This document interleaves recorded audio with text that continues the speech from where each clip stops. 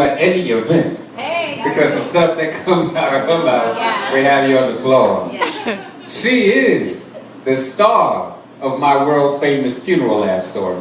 And she is my niece, and I love her to pieces. And this is her first time featuring anywhere doing her poetry.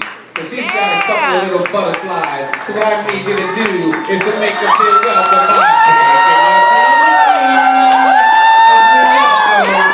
Ebony and Lee.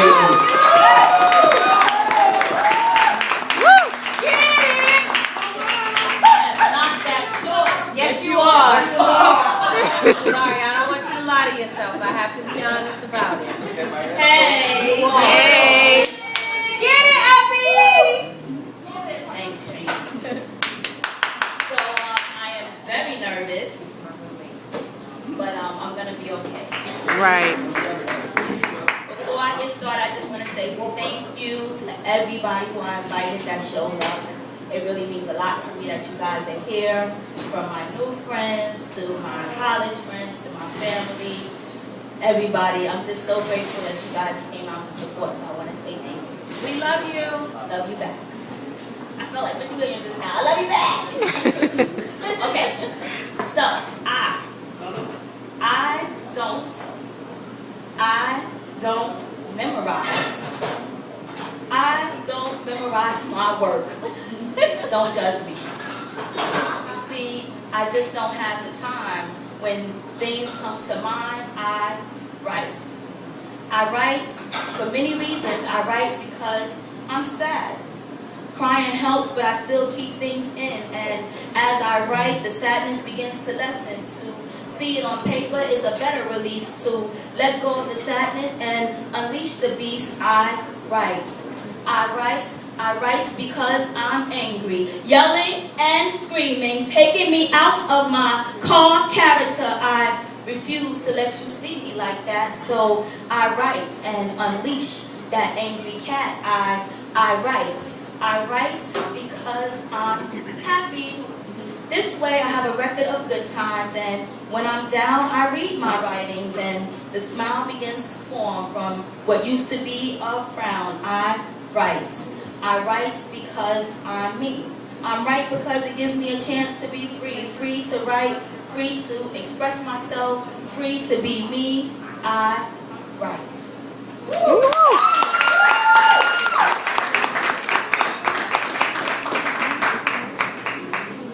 So I also write because it seems to run in the family, from my grandmother to my uncle to me. And there's nothing more that I wanted to be when I grow up. When I grow up, I want to be like me. You see, spitting poems from my mind, knowledge of my words for all to find, through my thoughts and feelings, teaching all mankind. Being like my Uncle Nate is what I'll make my fate, catching all with my words as if it was bait. Wait, did I tell you? When I grow up, I want to be like my Uncle Nate, talking about concerns for all listeners to learn, making you see between the sheets, and teaching how K times 3 we can be, or maybe make you have a fit, since things today are a mess. Yo, as a matter of fact, it's madness. Yo, sheer madness. We need to wake up before it's too late. Did I tell you?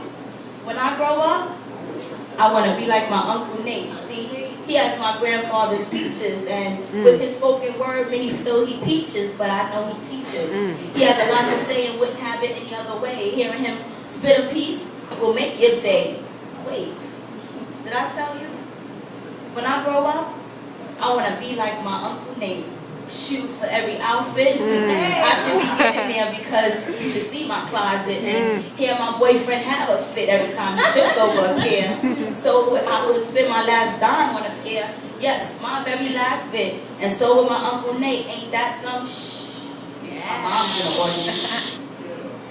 Yet, just another reason why when I grow up, I want to be like my Uncle Nate. Just smooth and cool.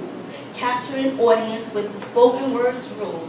The pen and paper for him a good mate. Putting words to paper from the soul. Leaving it for others to read. When we grow old, when I grow up, I'm going to be like my Uncle Nate. That is my ultimate goal. Right.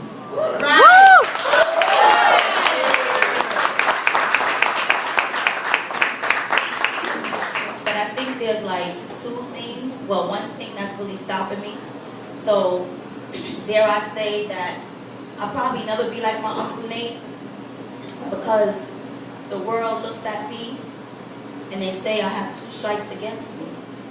They say I'm female and I'm black. However, I am your worst nightmare.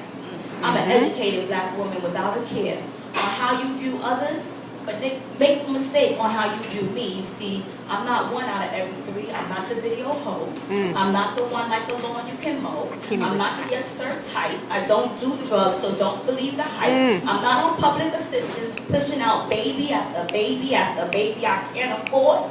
Believe it, I have traveled abroad. You see, they say I have 2 strikes against me. I'm female and black, as you can see.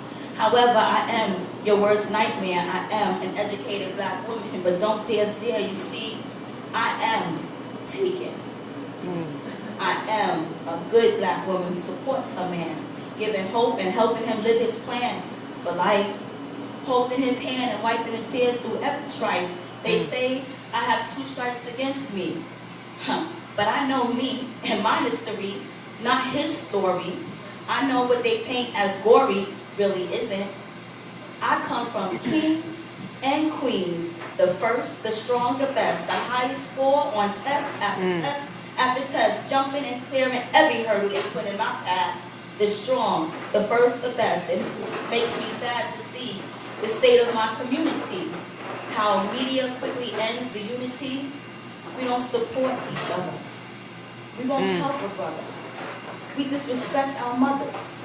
I'm talking about the older, wiser, more experienced, knowledge having, wisdom giving, strong black women of our community, whether they gave birth or not.